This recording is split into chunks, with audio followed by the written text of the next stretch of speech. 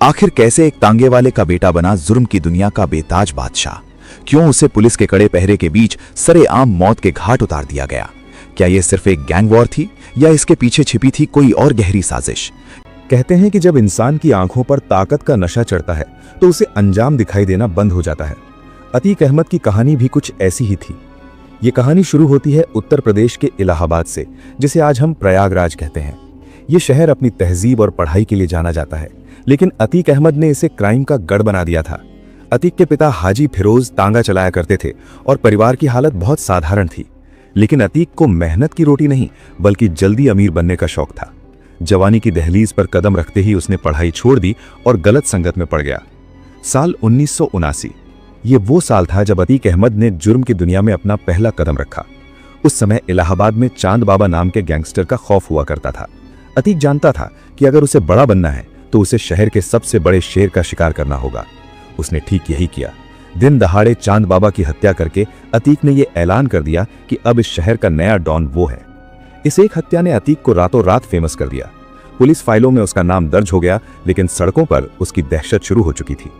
अतीक अहमद सिर्फ एक अपराधी बनकर नहीं रहना चाहता था। वो जानता था कि भारत में अगर जुर्म को लंबी उम्र देनी है तो उसे पॉलिटिक्स की ढाल चाहिए। इसलिए उसने खादी पहनने का फैसला किया। साल 1989 में वो पहली बार विधायक बना। ये एक अजीब विडंबना थी कि जिस हाथ में हथकड़ी होनी चाहिए थी उस हाथ में जनता ने पावर दे दी। विधायक बनते ही अतीक का हौसला 7वें आसमान पर पहुंच गया।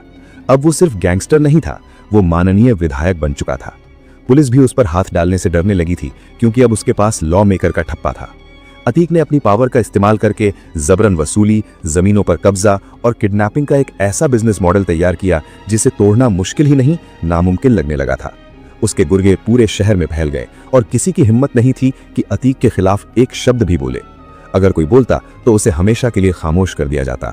यह अतीक के राइज की कहानी थी, लेकिन उसे नहीं पता था कि पाप का घड़ा एक दिन जरूर भरता है। वक्त का पहिया घूमता है और साल आता है 2004। अतीक अहमद अब फूलपुर से सांसद बन चुका था। उसका रुतबा इतना बढ़ गया था कि वो खुद को कानून से ऊपर समझने लगा था। लेकिन इसी दौरान इलाहाबाद पश्चिम की विधानसभा सीट खाली हो गई। अतीक चाहता था कि ये सीट उसके भाई अशरफ को मिले, ताकि घर की पावर घर में ही रहे। लेकिन यहां एंट्री होती है एक नए चेहरे की, जिसका नाम था राजू पाल। राजू पाल ने न सिर्फ चुनाव लड़ा, बल्कि अतीक के भाई अशरफ को हराकर वो सीट जीत ली। ये अतीक अहमद के अहंकार पर एक करारा तमाचा था। उसे ये बर्दाश्त नहीं हुआ कि एक मामूली लड़का उसके भाई को हरा दे और उसके इलाके में अपनी धाक जमा ले। अतीक और उसके भाई अशरफ ने इसे अपनी पर्सनल इंसल्ट मान लिया। इसके बाद जो हुआ उसने पूरे उत्तर प्रदेश की राजनीति में भूचाल ला दिया। 25 जनवरी साल 2005। राजूपाल अभी अपनी जीत का जश्न भी ठीक से नहीं मना पाए थे कि दिन दहाड़े उन्हें गोलियों से छलनी कर दिया गया। यह हमला इतना जबरदस्त था कि राजूपाल को संभलने का मौका तक नहीं मिला। डॉक्टरों के मुताबिक राजूपाल के शरीर से लगभग 19 गोलियां निकाली गई थी। यह हत्या सिर्फ एक हत्या नहीं थी, यह अतीक का मैसेज था पूरे शहर के लिए कि जो भी उसके रास्ते में आएगा उसका अंजाम यही होगा। राजूपाल की पत्नी पूजा पाल ने इंसाफ की गुहार लगाई, लेकिन अतीक का पॉलिटिकल क्लाउट इतना मजबूत था कि गवाह मुकर जाते थे या गायब हो जाते थे। इसी केस का मुख्य गवाह था उमेश पाल। उमेश पाल राजूपाल का दोस्त भी था और रिश्तेदार भी। अतीक जानता था कि अगर उमेश पाल ने कोर्ट में गवाही दे दी तो उसकी सल्तनत खतरे में पड़ सकती है। इसलिए अतीक ने उमेश पाल को किडनैप करवाया और उसे बहुत टॉर्चर किया। उसे करंट लगाया गया, पीटा गया और धमकी दी गई कि वो गवाही न दे। लेकिन उमेश पाल एक जिद्दी इंसान था। उसने हार नहीं मानी और वो अतीक के खिलाफ खड़ा रहा। यहां से शुरू हुई अतीक और उमेश पाल के बीच की वो दुश्मनी जो अतीक के विनाश का कारण बनने वाली थी। कहते हैं ना कि विनाश काले विपरीत बुद्धि। अतीक को लगा कि वो हमेशा ऐसे ही बचता रहेगा, लेकिन वक्त करवट बदल रहा था। साल 2017 में उत्तर प्रदेश में सत्ता परिवर्तन हुआ और योगी आदित्यनाथ की सरकार आई। ये अतीक अहमद के बुरे वक्त की शुरुआत थी। सरकार ने माफियाओं के खिलाफ जीरो टॉलरेंस की नीति अपनाई। अतीक अहमद जो अब तक खुला घूम रहा था, उसे जेल की सलाखों के पीछे डाल दिया गया।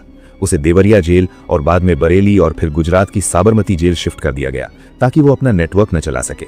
लेकिन अतीक जेल के अंदर से भी अपना गिरोह चला रहा था। उसके गुर्गे बाहर थे और वसूली का धंधा जारी था। लेकिन कहानी में असली ट्विस्ट तब आया जब तारीख थी 24 फरवरी साल 2023। 18 साल बाद भी उमेश पाल अतीक के लिए गले की हड्डी बना हुआ था। उस दिन उमेश पाल कोर्ट से गवाही देकर अपने घर लौट रहे थे। जैसे ही उनकी कार घर के बाहर रुकी, वहां पहले से घात लगाए हमलावरों ने उन पर ताबड़तोड़ फायरिंग शुरू कर दी।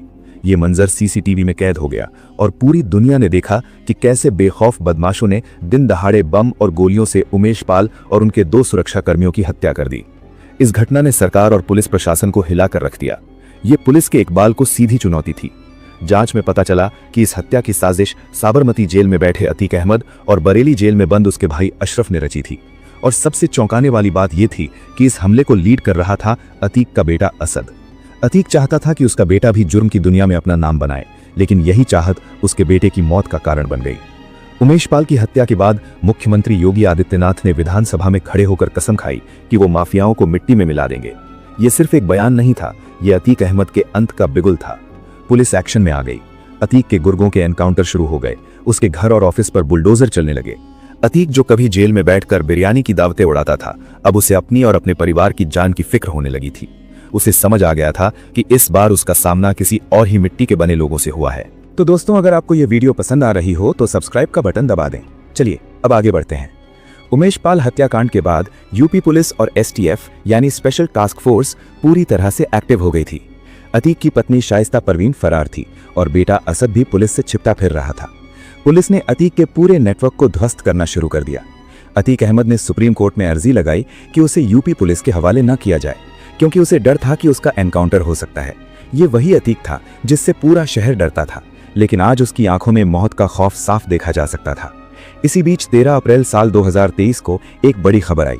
अतीक का बेटा असद और उसका शूटर साथी गुलाम झांसी में यूपी एसटीएफ के साथ हुई मुठभेड़ में मारे गए। जिस वक्त अतीक को यह खबर मिली, वो कोर्ट में पेशी के लिए लाया गया था। खबर सुनते ही अतीक टूट गया। वो कोर्ट रूम में ही रोने लगा। उसे महसूस हो गया था कि उसके कर्मों की सजा उसके परिवार को मिल रही है। उसने जिस बेटे को शेर बनाना चाहा था, वो जवानी में ही कफन ओढ़ चुका था। इधर पुलिस ने अतीक और उसके भाई अशरफ को रिमांड पर लिया ताकि उनसे पूछताछ की जा सके और उन हथियारों को बरामद किया जा सके जो उमेश पाल की हत्या में इस्तेमाल हुए थे। पुलिस का शिकंजा कसता जा रहा था। अतीक और अशरफ को पता था कि अब उनके पास ज्यादा वक्त नहीं बचा है। मीडिया का जमावड़ा हर वक्त उनके साथ रहता था। हर पल की खबर न्यूज चैनल्स पर लाइव दिखाई जा रही थी। लोगों के मन में यह सवाल था कि अब आगे क्या होगा। क्या अतीक कोई नया राज उगलेगा? क्या उसके पाकिस्तानी कनेक्शन और आईएसआई से संबंधों का सच सामने आएगा? माहौल में एक अजीब सी तल्खी और सन्नाटा था।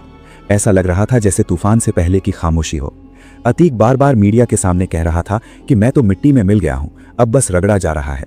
ये एक डॉन का आत्मसमर्पण था, लेकिन किस्मत को कुछ और ही मंजूर था। कहानी अपने क्लाइमैक्स की तरफ बढ़ रही थी। 15 अप्रैल की रात अतीक अहमद और उसके भाई अशरफ को पुलिस कस्टडी में प्रयागराज के कॉल्विन हॉस्पिटल ले जाया जा रहा था। ये एक रूटीन मेडिकल चेकअप था। रात के करीब 10:30 बज रहे थे।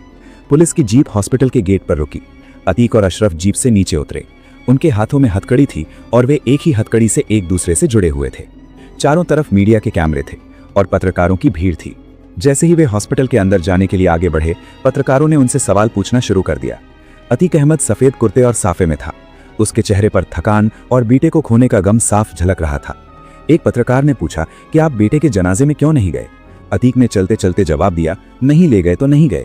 ये उसके आखिरी शब्द थे। उसे क्या पता था कि इसके बाद वो कभी कुछ नहीं बोल पाएगा। भीड़ में 3 लड़के मीडिया कर्मी बनकर घुसे हुए थे। उनके हाथ में डमी कैमरा और माइक आईडी थी। किसी को शक नहीं हुआ कि वे पत्रकार नहीं बल्कि मौत के सौदागर हैं। वे धीरे धीरे अतीक और अशरफ के बेहद करीब पहुंच गए। पुलिस का घेरा था, लेकिन मीडिया की भीड़भाड़ में सुरक्षा में एक छोटी सी चूक हुई और वही चूक जानलेवा साबित हुई। माहौल बिल्कुल सामान्य लग रहा था, लेकिन ये शांति बस कुछ सेकंड की मेहमान थी। वो 3 लड़के एक सही मौके का इंतजार कर रहे थे। उनकी आंखों में एक अजीब सा जुनून था। उन्होंने अपनी कमर में छिपी हुई विदेशी पिस्टल पर हाथ रखा और उस पल का इंतजार करने लगे जब वे ट्रिगर दबा सकें। ये सब कुछ लाइव टीवी पर चल रहा था। करोड़ों लोग अपने घरों में बैठकर ये प्रसारण देख रहे थे। और तभी अचानक वो हुआ जिसकी कल्पना किसी ने भी नहीं की थी। अचानक एक लड़के ने अतीक अहमद के सर से पिस्टल सटा दी। इससे पहले कि कोई कुछ समझ पाता, एक तेज धमाका हुआ। अतीक वहीं ढेर हो गया। उसी पल दूसरे और तीसरे लड़के ने अशरफ पर गोलियां बरसानी शुरू कर दी। महज 10 सेकंड के अंदर अतीक और अशरफ जमीन पर खून से लथपथ पड़े थे। गोलियों की आवाज से पूरा हॉस्पिटल गूंज उठा। अफरा तफरी मच गई। पुलिसकर्मी भी एक पल के लिए सन्न रह गए। तीनों हमलावरों ने अंधाधुंध फायरिंग की। उन्होंने करीब 18 राउंड फायर किए।